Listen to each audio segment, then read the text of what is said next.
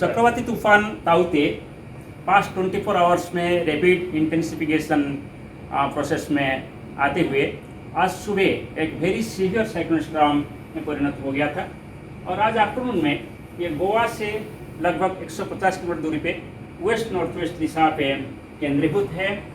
और ये fast movement इसका देखें तो ये लगभग नॉर्थ डायरेक्शन पे अभी तक मूवमेंट कर रहा था।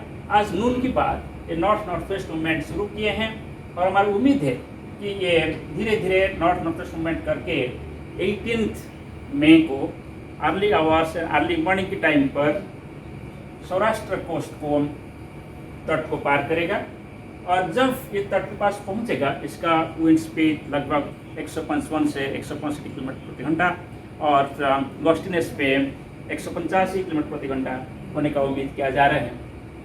और इसका जो विंड स्पीड का असर अभी चल रहा है वो है 135 से 145 किलोमीटर प्रति घंटा और गस्टिनेस पे 160 किलोमीटर प्रति घंटा।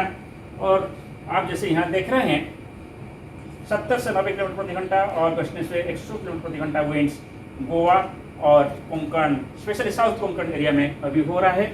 और सैटेलाइट पिक्चर आप देखें कि जो डेंस कन्वेक्टिव क्लाउड मास अभी गोवा और साउथ कोंकण एरिया में है, इसकी वजह से वहाँ heavy to very heavy rainfall जारी है। ये डॉप्लर राडार गोवा से प्राप्त हुआ इमेज है।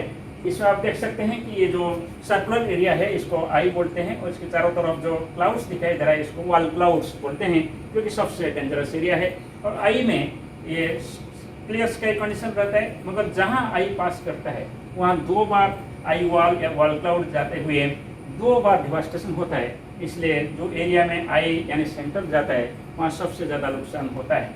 और इस पिक्चर में आप देख पाएंगे कि अभी जो स्पाइरल बैंड्स है वो सभी गोवा और साउथ कोंकण एरिया के ऊपर एक स्पाइरल बैंड है। इसकी वजह से यहाँ heavy to very heavy rainfall अभी जारी है।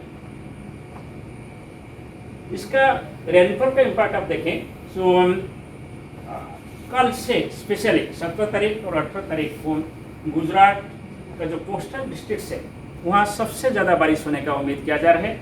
वहाँ heavy to very rainfall at few places होने के साथ साथ एक्सट्रीमली हैवी रेनफॉल भी कुछ इलाके में होने का पूर्वानुमान है। स्पेशली जो red and orange colour district है वहाँ लोग सावधान होना चाहिए और हैवी रेनफॉल की वजह से वहाँ नुकसान होने का उम्मीद किया जा रहा है। If you just look at winds आप देखेंगे कि कई कोस्टल डिस्ट्रिक्ट जहाँ साइक्लोन तट को पार करेगा, स्पेशली गिर सोमनाथ, जूनागढ़, अमरेली और भावनगर, इस जिले में at the time of landfall wind speed 155 से 165 किलोमीटर प्रति घंटा और गस्टिनेस में 185 किलोमीटर प्रति घंटा होने का उम्मीद किया जा रहा है। और इसके साथ साथ ये जो ऑरेंज कलर डिस्ट्रिक्ट है वहाँ भी विंड स्पीड ज़्यादा रहेगा। जैसे साइक्लोन नज़दीक में आएगा यहाँ से विंड स्पीड भी 120-150 किलोमीटर के अंदर हो सकता है। मगर ये सभी वलसाड, नवसरी और सूरत और बारूच डिस्ट्रिक्ट्स में विंड स्पीड ज़्यादा से ज़्यादा 100 से 110 किलोमीटर प्रति घंटा होने का उम्मीद किया जा रहा है। जो तीसरा इम्पैक्ट है इस साइक्लोन का वो है स्टॉर्म सर्ज यानी टाइडल वेव। जब साइक्लोन आता है इसके राइट साइड में विंड्स सी सरफेस से लैंड की तरफ फ्लो होता है। तो इसकी वजह से ये विंड स्ट्रेस की वजह से सी वाटर ये लैंड का जो लोइंग एरिया होता है वहाँ इनंडेशन कराता है। सो जब ऐसे कोई ज्योमेट्रिकल शेप होता है जो कि कोनिकल है वहाँ ये जो सी वाटर का इनंडेशन ज़्यादा हो जाता है। जैसे इनक्वेस के मॉडल से जो प्राप्त हुआ ये पिक्चर दिखाई दे रहा है कि गल्फ ऑफ कम्बाल और इसके आसपास जितना जिले हैं वहाँ ज़्यादा से ज़्यादा स्टॉर्म सर्ज होने का उम्मीद किया जा रहा है। और ये प्रेडिक्शन के हिसाब से about 3 meters of storm surge above astronomical tide हम एक्सपेक्ट कर सकते हैं अमरेली, गिर सोमनाथ, दीव, भावनगर डिस्ट्रिक्ट्स में और 2 से 3 मीटर एबो एस्ट्रोनॉमिकल टाइड बारूच, अहमदाबाद, आनंद, सूरत, नवसरी और वलसाड डिस्ट्रिक्ट्स में। और रिमेनिंग जो डिस्ट्रिक्ट्स है साउथ गुजरात कोस्ट में वहाँ कम स्टॉर्म सर्ज होने का उम्मीद है, जैसे 0.5 to 1 मीटर।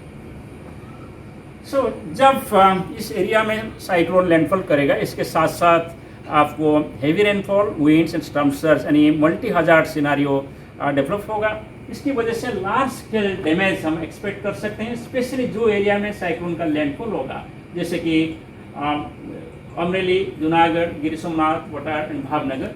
वहाँ लार्ज स्केल डैमेज जैसे कि जो थेचर्ड हाउसेस होता है, कि एस्बेस्टस हाउसेस होता है, कि टीन हाउसेस होता है, यहाँ सबसे ज़्यादा नुकसान हो सकता है। इलेक्ट्रिक पोल्स, टेलीफोन पोल्स के बेंडिंग और अपरूटिंग भी हो सकता है। Large Bussy trees, large Avenue trees, big trees का अपरूटिंग हो सकता है। और railways, national highways and aircraft operations भी इसमें अफेक्टेड हो सकता है। और इस एरिया में बहुत सारी इंडस्ट्रीज है और सॉल्ट फैंस है, वो सभी भी साइक्लोन की वजह से इफेक्ट होने का भी उम्मीद हम कर सकते हैं। इसलिए हम सभी को प्रिकॉशनरी मेजर्स लेना पड़ेगा। और जो सी कंडीशन है नॉर्थ ईस्ट अरेबियन सी में और गुजरात कोस्ट, महाराष्ट्र कोस्ट के पास, वो सबसे ज़्यादा खतरा में है। और वहाँ जो शिपिंग ऑपरेशन है और फिशिंग ऑपरेशन है वो कम्प्लीटली सस्पेंडेड होना चाहिए 18 तक कम्प्लीटली।